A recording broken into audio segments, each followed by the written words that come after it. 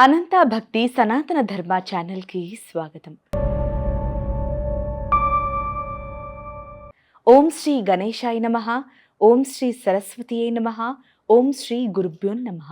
అనగనగా అవంతి నగరంలో 60 సంవత్సరాలు నిండిన వారిని చంపేయాలని రాజ్యం పరిపాలించే రాజు ఆజ్ఞ జారీ చేశాడు.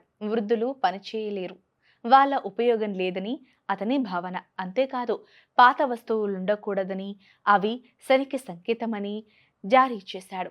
శని ఉంటే రాజ్యానికి అరిష్టమని భావించేవాడు. రాజ్యంలో చాలా మంది తమ పూర్వీకుల జ్ఞాపకంగా దాచుకున్న పాత విలువైన వస్తువులు విసిరి పారేయలేక చాలా మనస్తాపం పొందేవారు. కావున ఆ రాజ్యంలో వృద్ధులు గాని పాత వస్తువులు కానీ కనపడవు. శాంతమ్మకి ఈ మధ్య 60వ సంవత్సరం వచ్చింది. ఆమె కొడుకులు ఆమెను ఒక చోట రహస్యంగా భటులకి కనపడకుండా దాచి ఉంచారు.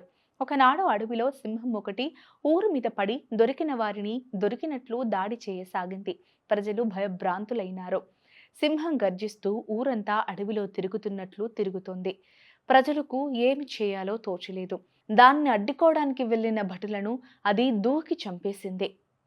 శాంతమ్మకి విషయం తెలిసింది. కొడుకుల్ని పిలిపించుకొని సింహం పీడ విరగడ కావాలంటే సున్నం నీళ్లలో ముంచిన మేకపిల్లను ఆహారంగా వేయమని చెప్పింది.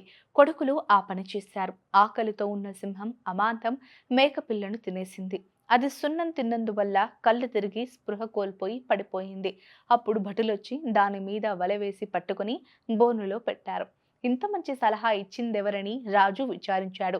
శాంతమ్మ రహస్యంగా దాగిన విషయం తెలిసి రాజు ఆమె తెలివికి మెచ్చుకుని పెద్దలను వృద్ధులను చంపకూడదని, వాళ్ళ సలహాలు సూచనలు అనుభవాలు విలువైనవని, వృద్ధుల అవసరం ఎంతో ఉందని వృద్ధులను చంపే శాసనం రద్దు చేయించాడు. అంతేకాదు, పూర్వీకులు జ్ఞాపకంగా దాచుకున్న వస్తువులు ఏదో ఒక సమయంలో ఉపయోగపడతాయని దాచుకోమని రాజు ఆజ్ఞ జారీ చేశాడు.